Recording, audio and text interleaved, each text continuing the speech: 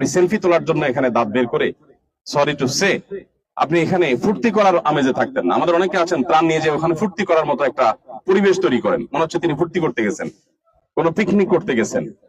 তো এগুলো তো উচিত না ভাই। আমাদেরকে ভেতর থেকে মানবিক হতে হবে। মানবিক হওয়ার নাটক করলে হবে না, নাটক মানবিক হওয়ার অভিনয় করলে হবে না, আমাদেরকে ভেতর থেকে মানবিক হতে হবে। আর ভেতর থেকে মানবিক হওয়ার প্রমাণ হবে কখন? আমার কর্ম দ্বারা, আমার কাজ দ্বারা। ওখানে বহু মানুষ, বহু শিশু মানে না খেয়ে আছে, বহু বৃদ্ধ মানুষ না খেয়ে আছে, মানুষের হাহাকার চলছে। আপনারা এখান থেকে 2টা মাল যদি বেশি প্যাকেট করতে পারেন তাহলে 2টা মাল বেশি চলে যাবে ওখানে। আমাদের ট্রাকের অভাব নাই, কাভার্ড ভ্যানের অভাব নাই, মালের অভাব নাই। যে পরিমাণ মালের স্তূপ হয়েছে এবং প্রতিদিন যে পরিমাণ মাল আসছে, আমরা আরো 500 বা 1000 টন মাল অর্ডার দিতে পারি। সারাক্ষণ আমাদের কাছে এভাবে মানুষের ডিমান্ড আসছে। ভয়াবহ একটা পরিস্থিতি সেখানে বিরাজ করছে। না দেখলে কেউ নিজের চোখে সে বিশ্বাস করতে পারবে না যে কি চলছে। আমরা অনেক বন্যা দেখেছি, অনেক বন্যা দেখেছি, অনেক বন্যায় কাজ করেছি। এটা অন্য সাধারণ বন্যার মতো না। আমি কাল রাত 10টা বাজে, 10:30 বাজে রাত, তখন আমি কিছু কিছু এলাকায় নৌকা নিয়ে আমরা গিয়েছি। সেখানকার যে পরিস্থিতি, ঘরের একেবারে মানে চাল পর্যন্ত ছুঁই ছুঁই হয়ে গেছে পানি। মানুষের ঘরে সম্পদ আছে, জিনিসপত্র আছে, কোথায় নিয়ে যাবে? চাইলে সবাই চলে যেতে পারছে না। তো এইরকম পরিস্থিতিতে আপনাদের কি পরিমাণ ত্রাণের কাজ করা দরকার সেটা আমি আপনাদেরকে বলে বুঝাইতে পারবো না। এখন কি আপনারা ত্রাণের কাজে মনোযোগী হবেন,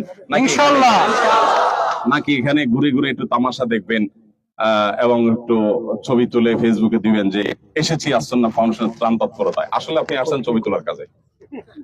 আপনি এসে বললেন যে মানবতার পাশে আমিও দাঁড়িয়েছি। আসলে আপনি লাইক কমেন্ট, কোথাও আশ্রয় কেন্দ্র থাকলে সেটা কথা ভিন্ন, কিন্তু আশ্রয় কেন্দ্র যেখানে নাই সেখানে আমরা বন্যার্থদেরকে আসার পরিবর্তে আমাদের এই পরিমাণ ভলান্টিয়ার আমরা নিয়োগ দিয়েছি, যে ভলান্টিয়াররা প্রত্যেকে কাঁধে করে 2-3 বস্তা করে নিয়ে তারা দিয়ে আসছেন, ছোট ছোট কোলার ভেলায় করে, ছোট ছোট নৌকা করে তারা চলে যাচ্ছে। তো মাল আমাদের অনেক দরকার, মানুষ হাহাকার করছে। এই টাইমে আপনারা যারা এখানে এসেছেন তাদের সারাক্ষণ এখানে আসার পর থেকে নিয়ে এখান থেকে যাওয়ার আগ পর্যন্ত নন স্টপ আপনাদের 2 হাত চলতে থাকবে প্যাকেজিং এর কাজে। কারণ ওদিকে মানুষ ক্ষুধার্ত, ওদিকে হাহাকার চলছে। এখন আপনারা যদি সেটা রেখে সেলফি তোলার কাজে ব্যস্ত হন, আমি অনেক কষ্ট পাই, আমার অনেক ব্যথা হয়।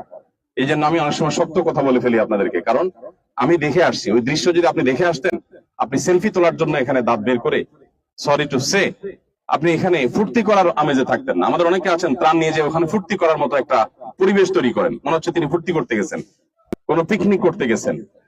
তো এগুলো তো উচিত না ভাই। আমাদেরকে ভেতর থেকে মানবিক হতে হবে। মানবিক হওয়ার নাটক করলে হবে না, নাটক মানবিক হওয়ার অভিনয় করলে হবে না, আমাদেরকে ভেতর থেকে মানবিক হতে হবে। আর ভেতর থেকে মানবিক হওয়ার প্রমাণ হবে কখন? আমার কর্ম দ্বারা, আমার কাজ দ্বারা।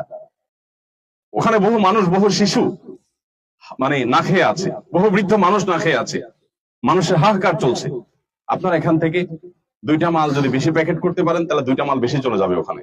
আমাদের ট্রাকের অভাব নাই, কাভার্ড ভ্যানের অভাব নাই, মালের অভাব নাই।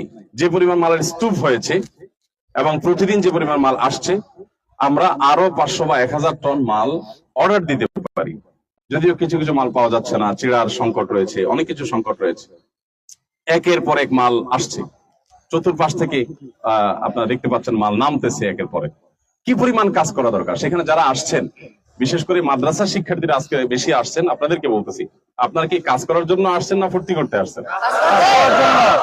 কাজ করার জন্য যদি আসেন, তো আমি যখন ভেতর দিয়ে কোনো মেহমান আসছেন, এই যে ডক্টর ফাইজুল হক ভাই আপনারা চিনেন, ভাই আসছেন আমাদেরকে দেখার জন্য। আমার বন্ধু শেখ মুফতি মুস্তাফিজ রহমানী হাফিজাহুল্লাহ রাহ, এই যে মুস্তাফিজ ভাই আসছেন দেখার জন্য। এখন আপনারা যদি মনে করেন যে তাইলে একটা ভাইরাল হুজুর, যেহেতু উনি একটা ভাইরাল হুজুরের পিছনে ঘুরে একটা ছবি তুলে নেই, তাহলে আমি ফেসবুকে একটা লাইক কমেন্ট করবো। মনে রাখবেন, এগুলো কোনো মুখলেস মানুষের কাজ না। আপনি নিজে ভালো মানুষ কিনা এটা আপনার কাজ দ্বারা প্রমাণ হবে। আমাদের এখানে ভালো মন্দ আমি নিরূপণ করি কি দিয়ে? যদিও আমার এই মিটার একবারে 100% যে পারফেক্ট সেটা আমি বলতেছি না। আমি দেখি যারা কাজে লেগে আছে, আমি তাদের সাথে গিয়ে গিয়ে মুসাফা করে দোয়া করি দিল থেকে, কারণ আমি জানি সে আল্লাহকে খুশি করার জন্য এখানে আসে, কোনো ধান্দায় আসেনি। যারা আমার চারপাশে গুড়গুড় করে, সবার কথা আমি বলতেছি না, একটা বড় অংশ যারা আমার চারপাশে গুড়গুড় করে, আমি তাদেরকে ধরেই নেই যে এরা আসছে এখানে ধান্দাবাজির জন্য। সবই ঠিক। তাহলে বেঠিক কাজটা করে কি? হ্যাঁ, তো মুখ দিয়া ঠিক ঠিক বলতেছেন, আবার কাজে বেঠিক কাজ করতেছেন। এটা কি আলেম তালেব ইলমদের করা উচিত না। মাদ্রাসার ছাত্র ভাইরা আপনাদেরকে ওস্তাদরা নিয়ে আসছেন ক্লাসের পড়াশোনা বাদ দিয়ে, কত মূল্যবান সময়। ছাত্র জীবনে একটু আধটু পাগলামি, একটু আধটু শখ, এটা মানুষের থাকতেই পারে, কিন্তু আমরা একটা কঠিন পরিস্থিতি পার করতেছি। আমাদের দেশের মানুষ কি ভয়াবহ পরিস্থিতি